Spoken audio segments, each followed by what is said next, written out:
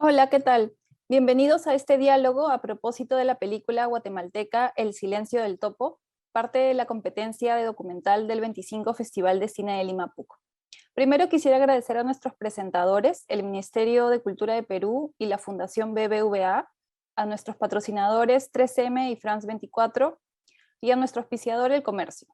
También a los colaboradores especiales, la Embajada de España en el Perú, la Embajada de Francia y la Embajada de Argentina en el Perú, así como a EGEDA por el licenciamiento al festival. Nos acompañan hoy para este diálogo Anaís Taracena, directora y productora de documentales con máster en Ciencias Políticas. Ella trabaja con organizaciones que defienden los derechos humanos y como gestora cultural en Guatemala, y nos presenta en esta edición del festival su ópera prima, El silencio del topo. Anaís conversará con José Carlos Agüero, historiador y escritor. Él colaboró con la Comisión de la Verdad y el Lugar de la Memoria. Ha publicado Los Rendidos, Enemigo, Cuentos Heridos, Persona y Cómo votan los muertos, recientemente este año. Y obtuvo en el 2018 el Premio Nacional de Literatura. Sin más, los dejo conversando. Muchas gracias. Muchas gracias, Elizabeth. Mucho Igual, gusto. muchas gracias. José Carlos. Un gusto participar en un evento más en un episodio más del Festival de Cine, toda una institución acá en Lima, en el país. Y contento de conversar contigo, Anaís, sobre tu documental que me ha gustado mucho. Es muy interesante, hay muchos lados por donde entrarle. Empezaré por preguntarte una cosa muy elemental y es, ¿qué te motivó a... Sé que trabajas con Movimiento de Derechos Humanos, seguramente has trabajado ya temas de memoria, pero acá hay una entrada particular que tiene que ver con, digamos, el registro, el rescate de memoria de militancias, digamos. Sí. Es como un poquito más alejada de lo tradicional, que suele ser trabajar con memoria de víctimas. Y dime, ¿qué es lo que te movió para ir por ahí? Sí, muchas gracias. Bueno, muchas gracias. También quería agradecer al festival por el espacio y estoy muy contenta que el documental se presente en Perú. No, sí, definitivamente. Creo que varias cosas influyeron como que yo llegara a esta historia. Bueno, primero mi padre militó durante muchos años, él también militó, digamos, en el movimiento revolucionario guatemalteco. Luego él salió, digamos, del movimiento y él es historiador. Pero bueno, yo durante mi infancia, yo no crecí en Guatemala, yo crecí en Costa Rica, mi papá no podía volver porque había la guerra en Guatemala y él volvió a vivir en Guatemala después de la firma de los acuerdos de paz. Entonces yo siempre crecí en una como ambiente en donde en la casa habían nicaragüenses o habían salvadoreños, habían guatemaltecos, se hablaba como de política, habían como documentos que escondidos, digamos, en la casa, digamos, siempre había como un poco eso, ¿no? Y sobre todo era como toda esta cuestión como del exilio, aunque yo no lo vivía de una manera indirecta, ¿no? Pues, pero sí podía verlo, digamos, a través de mi padre. Eso como por un lado creo que hizo que yo me interesara en los temas de memoria y que en cierta forma yo me pudiera como acercar o que pudiera acercarme más, digamos, a historias que tienen que ver con la militancia. Y más específicamente la historia de Elías, ¿verdad? Que es el topo, un poco como para, que es pues este periodista que se infiltra en medio de la dictadura, bueno, una de las tantos gobiernos militares que hubo en Guatemala, y él siendo periodista le pasa información a la guerrilla, ¿verdad? Yo llegué a esa historia, no fue tanto, digamos, a través de mi padre no fue quien me lo presentó, sino que yo conocí a su hermano, a David Barahona, que él estaba exiliado en Francia y fue una de las tantas personas que llegó como refugiado y que nunca volvió, digamos, a Guatemala y no tenía ni pasaporte guatemalteco ni papeles franceses y se había quedado como en un limbo. Y la primera vez que yo filmé a alguien y que hice un cortometraje que se llama De Tripas Corazón, filmé a David, que es el hermano de Elías. Y David siempre me hablaba de Elías, me hablaba de la historia de Topo, de su hermano, etcétera. Y fue muy casualmente, luego conocí a un italiano que había filmado en Guatemala durante la guerra y que había recogido testimonios, y él me pasó una cinta de VHS y me dijo, mira, aquí hay un testimonio del hermano de David, de Elías, su historia es muy interesante, yo te paso la cinta, ¿no? Y eso fue como en el 2011, yo realmente no sabía que iba a hacer este documental, entonces yo ya traía como una cinta de archivo, que luego cuando conocí a Elías, él estaba muy feliz porque nunca se había visto en esas imágenes, él nunca había visto, digamos, ese testimonio. Y ahí empezamos una muy linda amistad y definitivamente yo decía, no, es que tengo que registrar, digamos, al principio era como documentar, ¿no? Yo quería como registrar un poco el testimonio de Elías y filmarlo un poco y de hecho, pues él estaba de acuerdo, ¿no? Él era, tampoco era, o sea, era alguien como también decía, bueno, yo te voy a decir cuándo y así, ¿no? Porque Elías también pues, sabía muy bien qué decir y qué no decir, digamos, por su pasado, ¿no? De militancia, pero él estaba muy contento y justo en ese momento él cae muy enfermo y me pide, mira, hagamos una pausa, no me filmes ahorita porque me siento muy mal y se me están olvidando las cosas, pero retomemos en un mes. Y justo como un mes y medio después, él me llama y me dice, mira, voy a ser testigo en un juicio, que es el juicio de la quema de la Embajada de España, que para Guatemala es una de las masacres más, digamos, urbanas, ¿verdad? Digamos, más impactantes que ocurrió durante la guerra, que murieron 37 personas quemadas adentro de la Embajada de España, un poco propiciado, digamos, por la Policía Nacional del momento.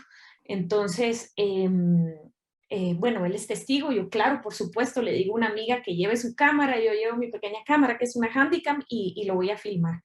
Y de ahí lo acompaño a su casa, filmamos, digamos, una entrevista, y Elías ya estaba bastante enfermo, y realmente como entre 18 días después, él fallece, ¿no? Y digamos, a raíz, yo estaba como bastante en shock con la muerte, yo no sabía muy bien, sus hijas me preguntaban si yo lo había filmado suficiente, la gente que me había visto que yo lo había filmado, y realmente fue a partir de su muerte, ese detonante, que yo decidí hacer el documental o empezar a investigar para hacer el documental. Y un poco como para responder de por qué militancia y no tanto víctimas, pues definitivamente yo creo, he trabajado con organizaciones que defienden derechos humanos como realizadora audiovisual, pero yo creo que en la narrativa de Guatemala, digamos, desde que se firmó la paz en el 96, una narrativa que han desarrollado un poco también las ONGs y que se ha hecho, y que yo entiendo, porque pues en Guatemala hubo 200.000 personas asesinadas, 45.000 desaparecidas, más de 1 millón de desplazadas, entonces obviamente yo creo que es un conflicto en donde muchas y muchos son víctimas, inclusive dentro de la militancia, pero esa narrativa de victimización siento que había que, o sea, a mí no, desde ahí, digamos, no me interesaba, y yo siento que muchas historias desde la militancia, desde personas que decidieron tomar las armas o que decidieron radicalizarse o que decidieron militar, digamos, no se han contado, se han como escondido, es muy políticamente incorrecto hablar, digamos, de la guerrilla o de guerrilleros, además de eso, pues se firmó la paz, pero pues también se perdió una guerra, digamos, desde ese punto de vista. Entonces, no había tanto, ¿no? Y además de eso, que Guatemala es un país muy anticomunista, muy conservador, entonces también hay mucho miedo de contar esas historias. Y a mí me parece que yo siento que dentro de las historias que tenemos que contar hay que cambiar un poco esa narrativa, porque si caemos dentro de esa victimización, ya no estamos tanto como sujetos políticos, digamos, de nuestra propia historia. Y a mí eso era lo que me interesaba y me gustaba de la historia de Elías, que él la asumió hasta el final, ¿no? Y además de eso era un periodista y él no necesariamente tomó las armas, pero al ser infiltrado y a estar en una labor de espionaje, pues obviamente estaba en primera línea, por así decirlo, digamos, exponiéndose. Entonces, todas esas facetas a mí me interesaban y sí, me interesaba, digamos, como llevarlo desde esa forma. Sí. Sí, claro, entiendo completamente. Creo que son una serie de narrativas que no son exclusivas de Guatemala, sino creo que de toda la región, donde han habido movimientos subversivos o guerrilleros o terroristas, como se les dice en el Perú. Sé que la nomenclatura es muy distinta, así es que se habla de Chile, Argentina, Guatemala, El Salvador o Colombia y Perú, donde el término terrorista está claramente hegemónico para referirse a estas organizaciones. Entonces acaba siendo muy complicado narrar desde allí, tanto para la literatura como para el cine o cualquier expresión artística, como inclusive para el ejercicio simplemente de la autorrepresentación de la gente.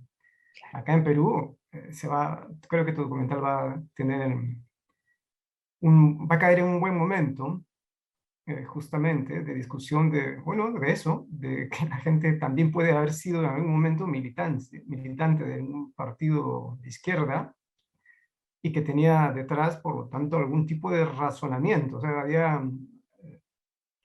una racionalidad militante que la amparaba, digamos, ¿no? Que no eran caprichos absurdos, digamos, ¿no? Eso es algo que cuesta ahorita, es difícil, de hecho es un reto, ¿no? Para las democracias actuales, lograr incorporar estas memorias conflictivas, digamos, que salen del paradigma de el bien y el mal claramente establecidos, buenos y malos, represores y víctimas. Claro. Pero pensaba en otra cosa. Luego regresamos seguro al tema Sí, de sí, sí, las sí. víctimas y los militantes, porque acá, ¿sabes? Es un temón casi tabú. Pero pensaba en lo bonito que era tu película, en el sentido de que aunque Elías Barahona es el protagonista, en realidad casi da pie, ¿no? Es como un pretexto para que empieces a trabajar otros temas. Uno de ellos me gusta mucho, tiene que ver justamente con el propio ejercicio de la reconstrucción de la memoria. Por eso, y que al mostrarnos el desarrollo de la película, creo que, creo que intentas transmitir que es muy difícil, que depende mucho del azar, que hay cosas que no se pueden volver a armar aunque uno quiera, que aunque no tenga todo el deseo de construir una narrativa audiovisual, si es que los archivos han sido destruidos, no hay manera, y depende un poco del milagro, como por ejemplo que te hicieran llegar ese retazo de film, o de que Sí. vayan encontrando las cositas que luego vas descubriendo en ese archivo vetusto, además, ¿no? Con el personaje este que trabaja es el archivo, la Cinemateca, ¿no? Sí, la Cinemateca Nacional que está Eso de la universidad. me parece muy, muy triste al mismo tiempo, pero también, ¿qué te digo?, de gran esfuerzo, ¿no? Es algo así como quitarle idilio y decir, bueno, de esto se trata a veces también, reconstruir las cosas, de mucho esfuerzo, pero de enfrentarse al azar, por un lado, para bien y para mal, pero también al ejercicio consciente del intento de ocultamiento y destrucción de las huellas del pasado. Claro. Sí, sí, definitivamente. Al principio, justo al principio, bueno, después de que Elías falleció y yo empecé a hacer la búsqueda, yo no tenía claro primero ni usar mi voz en off, ni integrar esa búsqueda, ¿no? Pero conforme iba avanzando y me daba cuenta de dos cosas. Uno, por un lado, que no todas las personas querían ser filmadas o me querían dar su testimonio y había como mucho, como toda esa incomodidad, ¿no? Y ese silencio que ya está como tan penetrado, digamos, en las personas, ¿verdad? En sus historias. Eso por un lado. Y por otro lado, que me estaba costando muchísimo en la parte como archivística o en la parte de fotografías, fílmico. Y era realmente impactante decir, bueno, es que en Guatemala no se pueden consultar los archivos de telenoticieros, o sea, de esa época no se pueden, o sea, no hay dónde vas a tocar la puerta, y si todavía hay alguien que fue dueño, niega que dice que tiene archivos, o es realmente imposible, ¿no? Y entonces, por un lado, ahí fue como conforme iba avanzando, dije, no, es que eso realmente se tiene que ver en la película, porque yo sentía que era como la parte contemporánea de la película, digamos, del hoy en día, en donde, ¿qué hacemos justamente para reconstruir esto, como para contar esta historia cuando faltan imágenes y cómo reinterpretarlas, cómo integrarlas? Y ese mundo de la cinemateca que es increíble, ¿verdad? Es una cinemateca que no, o sea, que tiene, ay, yo no sé si se cortó. Oh, se cortó, ¿verdad? Pero ya volví. Retoma la Retomo, idea. sí. Entonces, no me acuerdo por dónde quedé, La pero sí. Cinemateca. Bueno, sí, entonces la Cinemateca pues solamente trabajan 3 personas, tienen un presupuesto tan escaso, ¿verdad? Y es ahí donde van a parar un montón de cintas, ellos van recogiendo la información como pueden, pero no tienen realmente las condiciones adecuadas para guardar todo. Entonces, entonces para mí era, bueno, muy importante como filmar esa parte, ¿no? Y también, bueno, que eso, como era como frente a la ausencia, ¿verdad? Esas imágenes, cómo contar y las imágenes que se van a encontrar. O sea, me parecía interesante también integrar las imágenes que se iban encontrando, ¿no? Hay unas en blanco y negro que son de Super 8, que no sabemos quién las filmó, pero muy probablemente la filmaron estudiantes o inclusive militantes, ¿verdad? Que son las de las manifestaciones a finales de los años 70. También hay imágenes que son como las más oficiales, ¿verdad? Que estuvieron abandonadas 38 años, son silentes, no tienen el audio o nunca lo encontramos, ¿no? Y es ahí donde realmente pues vemos por primera vez a Donaldo Álvarez Ruiz, que es ese ministro del terror, ¿no?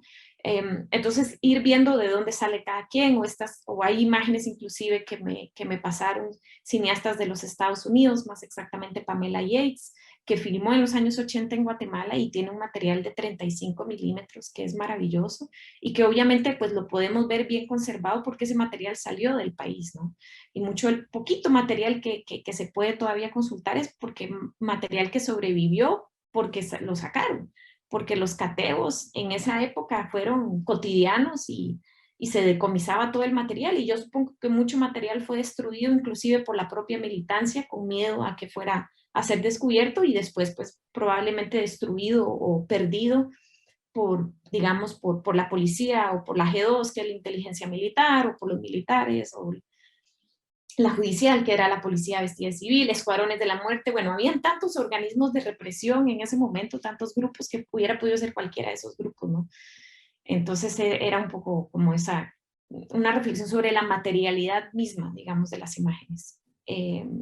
Sí, sí, se deja sentir, y me parece, a mí particularmente, también soy historiador como tu papá, entonces esa intención tuya de mostrar el propio proceso de la reconstrucción, ¿no? Del intento de ir por los vestigios e incorporarlos en el relato, me parece, me gusta, Sí. ¿no? Da cuenta de las dificultades y da cuenta también de mecanismos que aparecen silenciosos, ¿no? En la sociedad, como que efectivamente la impunidad no es una palabra, ni el olvido es solo una palabra, sino que son mecanismos reales de ejercicio de poder para destruir cosas, ¿no? En este caso destruir información. Recuerdo que hay una conversación que tienes con el señor de la Cinemateca, que es muy simpática las conversaciones que tienes con él, y que él se sorprende, o bueno, no se sorprende, en realidad no es sorpresa, sino da cuenta de que hay archivos desde el año 20 del siglo pasado, pero curiosamente no hay archivos de la década del 70 y el 80, ¿no? O sea, no puede ser una casualidad, es un ejercicio voluntario de destrucción de la información. Hay una frase también muy simpática. Él dice algo así como, Guatemala era mejor en blanco y negro. Sí. ¿No? Está llena la película también de ese tipo de frases que dicen mucho, ¿no? Sí, sí, sí, De la sí, nostalgia. De la nostalgia sí. por alguna Guatemala que no sé si alguna vez existió, ¿ya? Pero que definitivamente era mejor que el horror que se vivió en la época de los peores momentos de la represión. Sí, no, sí, totalmente. Hay mucha nostalgia y todo ese momento que compartimos con Mako, que es el archivista de la Cinemateca. Bueno, filmamos varios días y hubo mucho tiempo de conversación y él es fascinado por las imágenes, le encanta su trabajo. Entonces era bien bonito ir viendo como las reflexiones que va haciendo, ¿no? Y decía, cuando dice, ¿no? Que a nadie le importa que estas imágenes estén o no estén, ¿no? Como que lo que quieren es seguir vivos y pues son pues muy fuerte porque realmente pues eso también habla mucho de Guatemala, ¿no? La sobrevivencia misma, digamos, ha hecho que también pues se quiera como pasar la página, pero no se pasa porque pues ahí sigue el pasado y no, definitivamente sí. Y me gusta mucho la palabra que usaste del azar, porque yo también creo que mucho de la película tiene mucho azar, o sea, como esa, bueno, esa cinta fílmica que me pasa el italiano, pero también, por ejemplo, estas imágenes en blanco y negro donde vemos al ministro y las conferencias de prensa, yo jamás pensé que las iba a encontrar. Fue que de tanto ir a la cinemateca de repente me dicen, pero mira, entre todas estas cajas sabemos que aquí hay cintas fílmicas de 16 milímetros y que eran de la Secretaría de la Presidencia, pero no están ordenadas, no sabemos qué tiene y de hecho no tenían descripción de contenido, solamente tenían algunas fechas y estaban totalmente desordenadas. Entonces yo empecé a ordenarlas, yo les dije, bueno, si me dan permiso, yo voy a empezar a ordenarlas y ver, y mi misión era realmente encontrar alguna imagen en donde saliera Donaldo, ¿no? En una conferencia de prensa, y yo, bueno, pero ¿cómo voy a encontrar? Entonces luego empecé a ir a la hemeroteca y a ver cuáles eran las fechas en donde Donaldo había dado conferencias de prensa y que salían en los periódicos, y luego con esas fechas, y abría con una cinta y buscaba con una lupa, y bueno, yo creo que pasé un mes ahí metida y nada, y yo en un momento que dije, bueno, pues ya no, agarré una cinta y cuando veo, yo dije, yo creo que este es Donaldo, yo creo que este es Donaldo, ¿no? Y lo abrí y yo decía, ay, yo no sé si aquí sale Elías, pero no, era tan chiquito que yo no podía saber. Entonces le pasé la cinta y yo le dije, bueno, Maco, esta cinta sí me gustaría que la repares y que la proyectemos, pero no estaba con seguridad realmente, y cuando la proyectamos y estamos filmando, en un momento hace así la cámara y aparece Elías. Y realmente es el azar, o sea, no estábamos seguros que eso iba a suceder. Y entonces es increíble, ¿no? De también ver, ¿verdad? De esas sorpresas que luego te puede dar Sí, esos sí, que además momentos. se lo comparte el espectador, la sorpresa, ¿no? De la aparición ahí Sí, en el plano de sí, sí. Barahona, Sí, ¿no? yo estaba muy feliz, era, ¿y quién viste? Y era como, ay, creo que había Elías, ¿no? Era como una felicidad, pero no quería como interrumpir tanto, y luego en la edición decidimos poner ese momento, porque la verdad es que sí, había que ponerlo, sí. Ahí estaba el topo. Ahí estaba el Y topo. claro, al lado del ministro de Gobernación, del ministro del Interior, lo que vendría a ser en el Sí, el Perú. ministerio. Ajá, Ministerio del Interior, sí. Justamente. En Sí, Guatemala le dicen gobernación, pero sí, es Ministerio del Interior. sí, bueno, el azar está ahí Sí, por todos lados, ¿no? Creo que ha ido acompañando, no sé si tus elecciones, pero sí un poco salpicando el armado de la película, si no, empieza por su testimonio en el juicio, sí, ¿no? Y como tú nos contaste al inicio de esta conversación, en realidad ese fue el inicio de tu decisión, digamos, para empezar la película, sí. ¿no? Entonces está como al revés, digamos, pero Sí, al así como revés. es así como se dan las cosas, Sí, sí, pero igual en el propio proceso de la violencia, ¿no? Que se va contando y la serie aparece por todos lados de manera, bueno, a veces ordena las cosas para mal, a veces para bien, con crueldad, con menos crueldad. Hay un momento en que uno de los periodistas que entrevistas dice que se publicó una lista donde él estaba incluido para ser asesinado, él era el número 15, matan a todos o matan a varios de los de la lista y por alguna razón se saltean su número y no lo matan a él, es puro azar, no sabe es por por qué, eso. y hasta ahora se veía que, bueno, que es ese azar, esa suerte, pero también el hecho de que había estado destinado a morir lo afectaba, ¿no? Se nota en su Sí, semblante, la otra persona que entrevistas, el amigo, el que al comienzo era amigo, luego deja de ser amigo y luego perdona o se reconcilia con sí, Elías porque lo consideraba un traidor, también es llevado a ser ejecutado y no sí, sucede y no sabe por qué, no entiende. En realidad hay un montón de cosas que pasan así. sí, Eh, entonces sí creo que el azar no es que organice el mundo, pero está allí para jugar algún tipo de rol. sí, Eh, en todo caso, creo que para bien de la película y para bien de nosotros, también ha estado ahí para vincularlo con el presente, ¿no? Con el sí, presente. sí. Pensaba, como esto te mando a otro lado, quizá, me has hecho pensar en, hay una película chilena que es reciente, muy reciente, que se llama casi igual. También es un documental. Sí, ajá. ¿Cómo se llama esta película? El agente Topo, El creo. agente topo, sí, de Muy Maite simpática. Alberdi. Sí, Sí, lindísima, lindísima. alegrísima. Sí, Sí, sí. alegre y todo. Y es muy curioso, es otro espía, digamos, con situaciones muy distintas. Sí, Eh, eh, es un infiltrado más. Y lo curioso es cómo estas cosas nos llevan a las dificultades del presente. Aunque la película chilena es básicamente es tierna y divertida,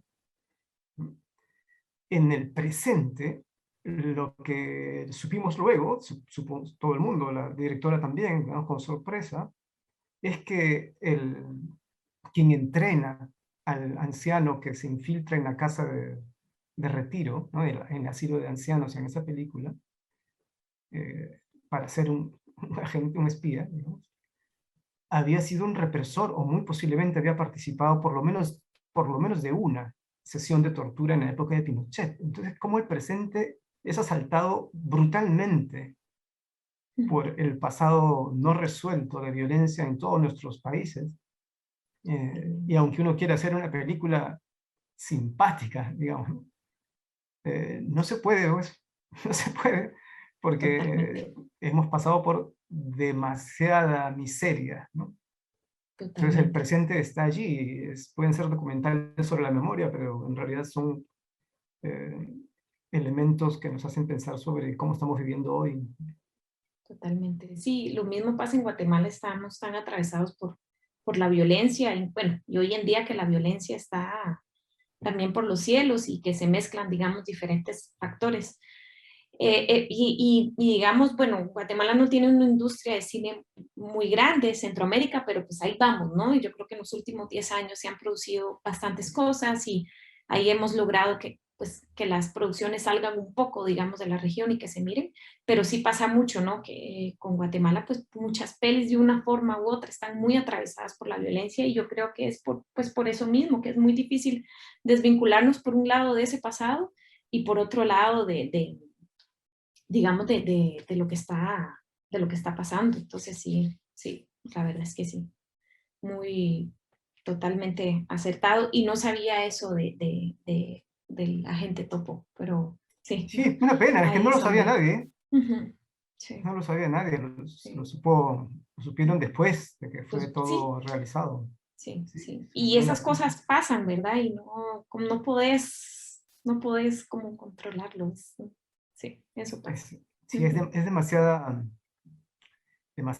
sangre regada en nuestros países como para tener la vana pretensión de esperar que no salte por allí sí, alguna salpicadura, ¿no? En lo que hacemos. Es lamentable. Eh, Entiendo que Elías Barahona da su testimonio por el caso de la Embajada de España como 35 años después de ocurrir los hechos. ¿O es algo así? sí, sí. ¿No? Y en general, sí. Y mucho se ha discutido acá entre con colegas, ¿no? No solamente en Perú, en todos lados, creo, sobre los tiempos de la memoria. O sea, ¿en qué momento acaba por ser posible que la gente participe de manera más tranquila, ¿no? Con más seguridad, quizá, en los procesos no solo de recuerdos, sino de justicia, sobre todo en los temas más complicados? Y claro, hay quienes opinan que, bueno, depende inclusive del paso de las generaciones, de que tiene que morirse la generación directamente contemporánea a los hechos o directamente responsable de los acontecimientos, como para que estas cosas puedan pasar a ser tratadas de manera sosegada, profunda y crítica. O, bueno, no sé, que acaben de debilitarse los grupos de poder, en fin. ¿Tú qué crees sobre esto? O sea, ¿cómo Sí, has sentido, cómo te has sentido de libre para desarrollar tu ejercicio a sí, través de esta película? sí. Bueno, he pasado por muchas etapas. En algún momento, bueno, así como que empecé a investigar y encontrar mucha información, una relacionada con Elías, otra no, ¿verdad? Y a decir, bueno, ¿qué hago? Yo no podía hacer una película y no iba a ser una película jurídica, digamos, ¿no? Entonces también yo decidí, digamos, bueno, la voy a hacer, tiene como mi opinión, o sea, tiene subjetividad porque es mi punto de vista también, digamos, en cómo contar la historia y cómo pues yo abordo esto. Entonces tuve que tomar también ciertas decisiones. A ratito sí, digamos, pues sí, había gente que me decía, no, que muy delicado porque hubo una historia de infiltrado, una historia de espías, de inteligencia contra inteligencia. Entonces siempre había como un poquito como de cómo lo van a tomar en Guatemala o cómo presentar esto o cómo no exponer demasiado a las personas que salen. Por ejemplo, pues la hija de Elías, yo no quería que se sintiera muy expuesta porque ella había salido y estuvo 18 años en el exilio y etcétera. Entonces no se trataba tampoco de hacerles sentir miedo, porque más que le fuera a pasar algo es como hacerles que tengan miedo, ¿no? Entonces, todas esas preguntas éticas han acompañado y siguen acompañando bastante el documental hasta hoy en día. Yo ya les presenté el documental, ya lo vieron todas las personas que salen y bueno, fue muy conmovedor, lloramos todos, etcétera, pero están de acuerdo que se presente en Guatemala, ¿verdad? Todavía no se ha presentado, estamos esperando febrero del otro año que mejore un poco todo lo de la pandemia y todo, para poder mostrarlo de forma presencial, con conversatorio y todo. Entonces, eso por un lado. Por otro lado, yo creo también varias cosas. Bueno, Elías ya falleció, ¿no? Entonces, por cierta forma, digamos que eso me permitía, digamos también que pues Elías ya, el juicio ya pasó, ya hubo sentencia, Elías falleció, entonces poner, digamos, todo, y el juicio además de eso fue abierto al público, entonces, entonces yo creo que eso hacía que me sintiera más cómoda, y además de eso Elías, desde que salió y reveló su identidad como infiltrado, él siempre asumió públicamente que había colaborado con la guerrilla, con el ejército guerrillero de los pobres, siempre dijo ante la prensa y denunció lo que había pasado en la quema de la Embajada de España y acusó, y digamos, la implicación de los Estados Unidos, de Israel, etcétera, también. Digamos que él ahora es un personaje olvidado, pero digamos en su época, en los años 80, se sacaron artículos alrededor y él dio pues conferencias de prensa y denunció. Y por otro lado, ese caso de la quema de la embajada se fue construyendo a lo largo de 20 años. En Guatemala nada más pudo suceder cuando se logró cambiar una ley y se pudo, digamos, realmente juzgar crímenes de lesa humanidad, por casos de lesa humanidad y de genocidio adentro de Guatemala. Pero ese caso antes se tenía que hacer en España y eso era una cierta forma para proteger a las personas, iba a ser con el juez Baltasar Garzón, que luego al final no se hizo, pero ya Elías hacía parte de una cierta forma de los testigos, digamos, de las personas que habían ubicado para dar testimonio. Entonces yo creo que para él, aunque estaba realmente muy enfermo, lo habían operado 2 semanas antes de dar testimonio, él dijo, yo voy o voy, en silla de ruedas o como sea, pero a mí me llevan. Pero él ya llevaba como todo un proceso y entonces yo creo como que eso como que ayudó. Y en Guatemala yo creo, ya vamos varios años, digamos, más como 10 años en donde se van llevando a cabo como juicios que tienen que ver por crímenes de guerra, ¿no? Por supuesto, han pasado como muchas olas. Cuando fue el juicio por genocidio, que fue en contra del general Ríos Montt, que se armó todo un caso por genocidio contra de la población maya y xil, que es donde más hubo represión, digamos, en Guatemala, una zona donde más hubo. Bueno, ahí fue de todo, porque obviamente la sentencia fue que él fue sentenciado por genocidio, pero luego fue anulado 10 días después. Entonces hay muchos juicios en donde, aunque se lleven a cabo, luego son como, pues este se anuló, ¿no? Y Ríos Montt murió en su casa porque mientras se volvía a armar de nuevo el juicio, pues no sucedió. Pero yo creo que todavía hay como muchas cuestiones. O sea, sabemos que cuando pasó lo del juicio por genocidio, pues como fundaciones de extrema derecha empezaron a sacar panfletos acusando a guerrilleros, diciendo que los testigos eran guerrilleros y todos son subversivos, ¿verdad? Todos eran subversivos, todos son terroristas, que es mentira lo del genocidio y bueno, toda una campaña, digamos, de deslegitimización. Y eso ha hecho también que a alguna gente le dé miedo y todavía hay mucha gente que tiene miedo de hablar o inclusive cuando te llaman a ser testigo, qué protección, qué seguridad te dan para hablar, ¿verdad? Si vas a ser testigo protegido o no. Entonces, y yo sé que dentro de la izquierda y dentro de personas pues que fueron parte del movimiento revolucionario todavía hay muchos silencios. Bueno, aparte que mucha gente ya murió, pues hay muchos silencios que quedan, por un lado, por una cuestión de que tienen miedo de ser atacados y etcétera, pero también por cuestiones de no querer hablar y creo que también hay muchas contradicciones a lo interno que se tienen que resolver y que se tienen que hablar, ¿verdad? Y se están muriendo, ¿no? Eso por un lado. Y por otro lado, la historia está siendo contada por otras personas y por querer quedarse callados, entonces, ¿qué? Entonces ahí hay como toda una contradicción que yo sí creo, o sea, y sí, la izquierda tiene que hacer su propio, o la gente que fue parte del movimiento revolucionario, ¿verdad? Su propia autocrítica por un lado, y también pues decidir qué van a hacer con ese silencio. O sea, ese silencio, digamos, no es solamente el silencio general de todos del miedo, sino también del movimiento revolucionario y a ver qué pasa. Digamos, yo le enseñé el documental, cuando se lo enseñé a las familias, también estaba una persona que pasó, que participó, digamos, no sale en el documental porque en ese momento no quería ser filmada esa persona y pues yo respeté, y ahora está en otro proceso y al ver a Elías, ¿verdad? En cámara diciendo, yo colaboré con el ejército guerrillero de los pobres, etcétera, y me dijo, no, es que nosotros ya tenemos que empezar a contar, o sea, tenemos que empezar a hablar porque nos estamos muriendo ya. Entonces, yo creo que puede ser que eso sí genere, digamos, el documental en Guatemala. Y ha sido una cuestión que al principio yo estaba como muy juzgando, no, es malo, tienen que hablar, y al final, cuando hacía el documental fue más de entender, o sea, yo entiendo que el silencio salvó vidas, y que la gente queda como con eso, ¿no? De que el silencio me va a salvar, pero al mismo tiempo, ¿hasta dónde se lleva, ¿no? Y hasta dónde esto se hereda, y hasta dónde esto se puede como, ¿verdad? Cortar, ¿no? Ir cambiando patrones. Entonces, sí, al final para mí fue más un ejercicio como entendimiento, digamos, de eso. Pero sí, por supuesto, pues siempre hay, con los juicios y todo eso ha creado pues mucha zozobra, pero al mismo tiempo se han permitido, digamos, que algunos juicios pues ya se hayan dictado sentencia, ¿no? En general, la mayoría de los juicios hay sentencia en contra de militares o antiguos jefes de policía, y creo que hay uno que sí, hay una persona que fue parte de la guerrilla que también fue sentenciada, pero pues en general más a militares, porque pues 94% de las masacres fueron responsabilidad del Estado, ¿verdad? O de organizaciones paramilitares. Sí, creo que es un tema muy complejo Sí. justamente regresando a donde empezamos, el de las memorias de las militancias Sí. de izquierda en Latinoamérica, en el mundo en general, en Latinoamérica. No es un tema sencillo, está cargado de estigma, de mucha culpa también, pero también hay una parte de trabajo, justamente de autorreflexión, que no se ha hecho justamente por cargar con tanta estigma. En el Perú directamente es casi prohibitivo realizar cualquier ejercicio que no sea negativo, digamos, que no parta casi de la negación de la existencia de una tradición radical, ¿no? Y la verdad es que existe.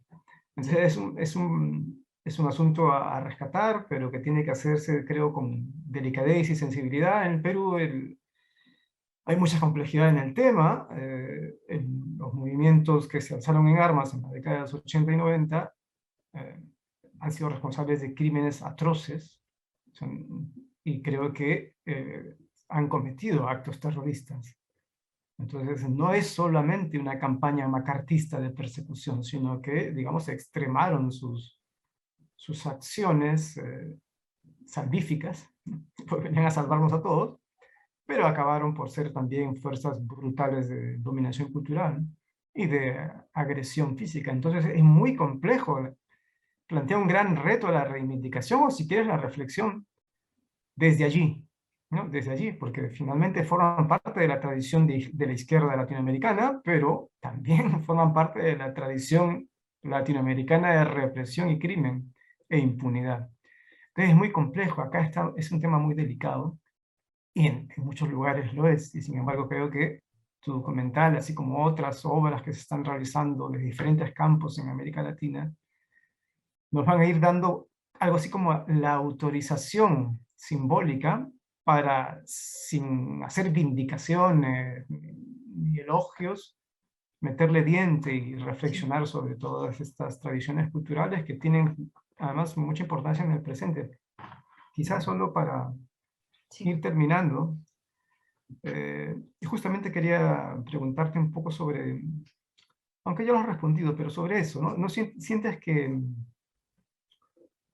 a ver, por un lado hay los silencios virtuosos, digamos, ¿no? Sí. Es el silencio que salva, es el silencio el militante que puede finalmente morir para no delatar a sus compañeros, o envejecer guardando información para no poner en riesgo a los demás. También está el silencio que oprime, el silenciamiento, digamos, ¿no? El que es hecho a la fuerza, el que se hace a través de la coacción. Creo que parte de la tradición militante hoy tiene que ver con la administración de la información, en este caso con la administración de los secretos, ¿no?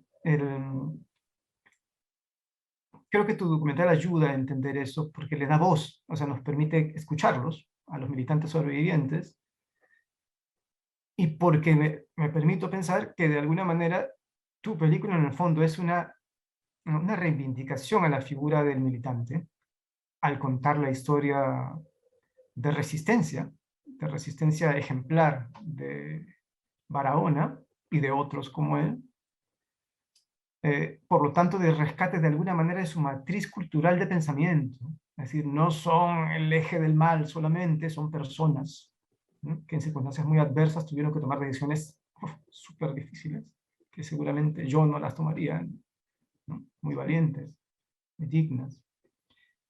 Y no sé si sientes que tu película de alguna manera acaba siendo eso, también contribuyendo a ser una herramienta de reivindicación de otras personas como Maradona, como sus colegas, y también una puesta a punto, una invitación a pensar el tema del traidor, ¿no?, que es tan complicado en todo el mundo. Tengo una colega, amiga muy querida en Chile que trabaja constantemente el tema porque la propia militancia castiga tanto, ¿no?, la debilidad, digamos, de los compañeros que en tortura delatan, digamos. Y Barahona finalmente sufre mucho tiempo la sospecha de ser, bueno, finalmente lo que los espías suelen cargar, ¿no? Sí, Con esta sí, sospecha de no saber si son sinceros, si son honestos, si son de acá o de allá. ¿Cómo la claro. ves? No, definitivamente. Sí, sí, yo creo que sí hay como pues cierto homenaje sin querer pues glorificar o dignificar, hay cierto homenaje, digamos, de personas que en algún momento tomaron una postura radical o tomaron, digamos, decisiones políticas y las asumieron.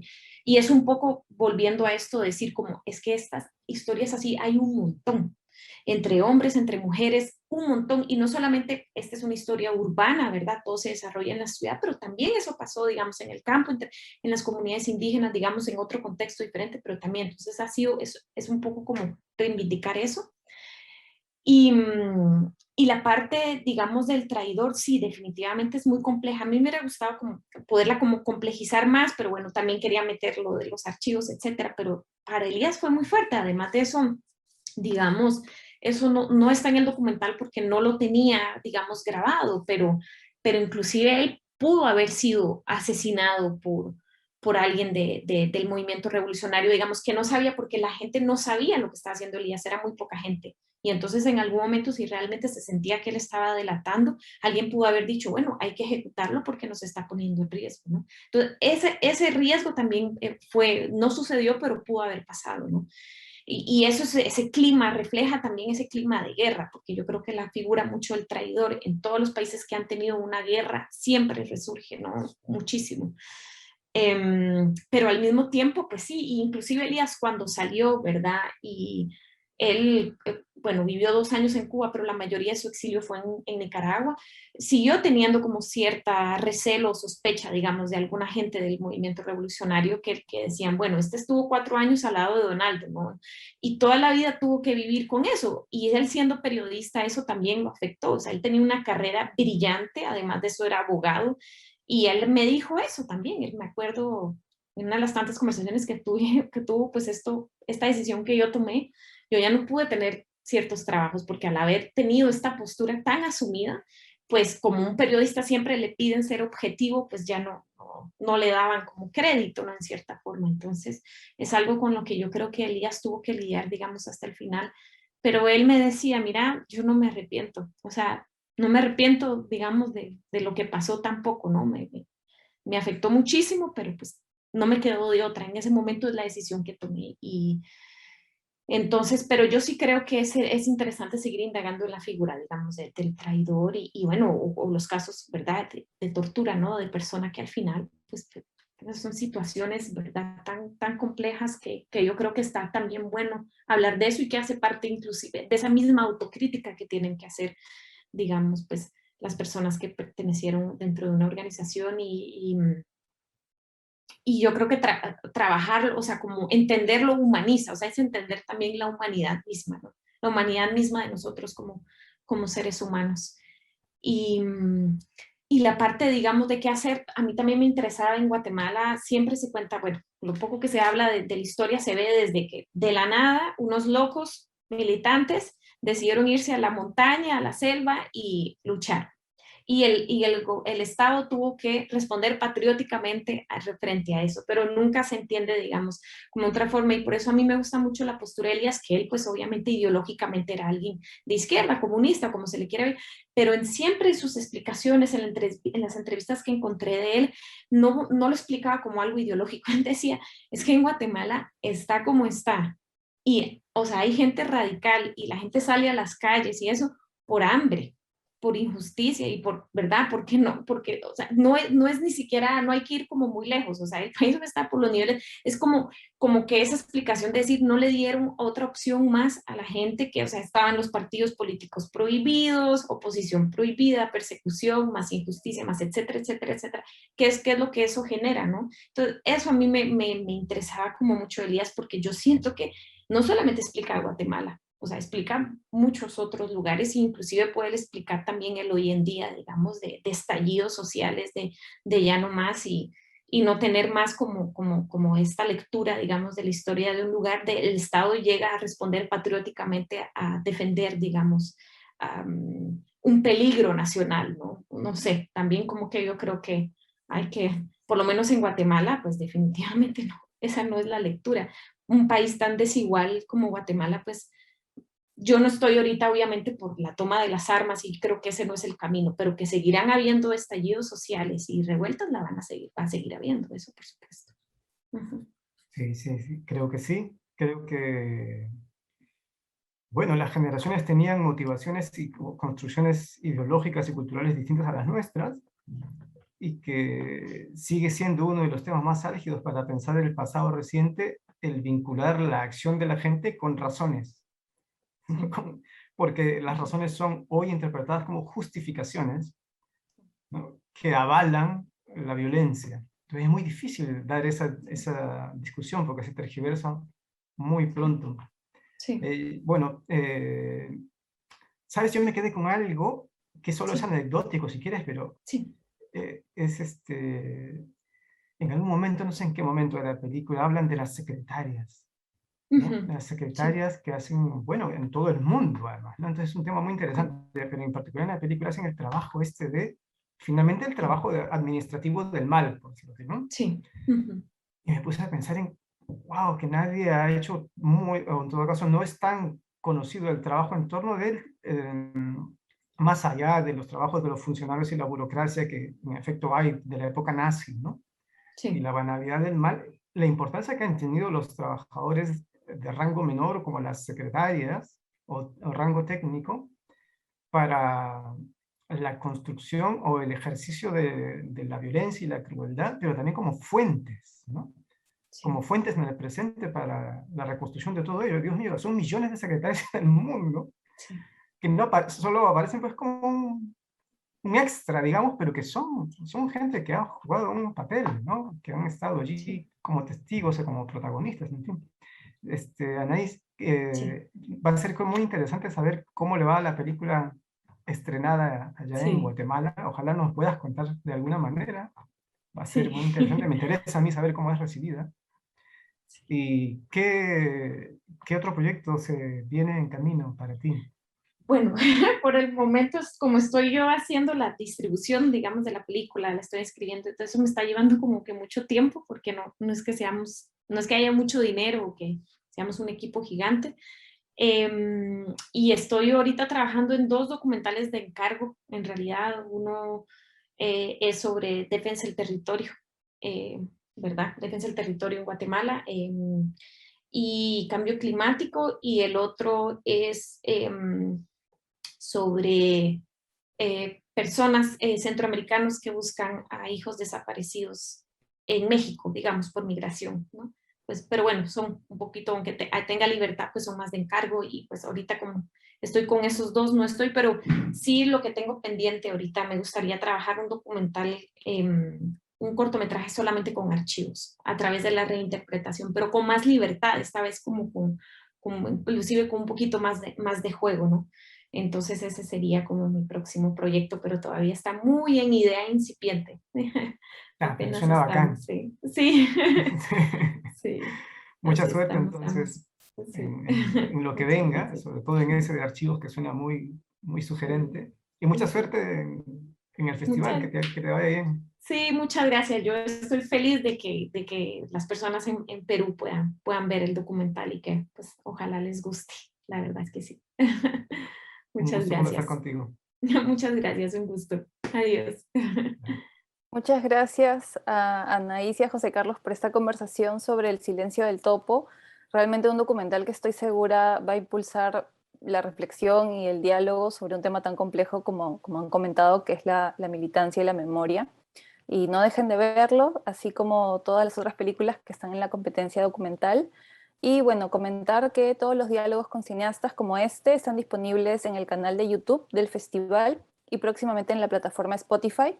Pueden seguir las actividades del festival a través de sus redes sociales y visitar la web www.festivaldelima.com para conocer la programación completa de esta edición del festival en casa. Muchísimas gracias a José Carlos y a Anaís nuevamente por esta grata conversación y espero que haya una próxima. Hasta pronto.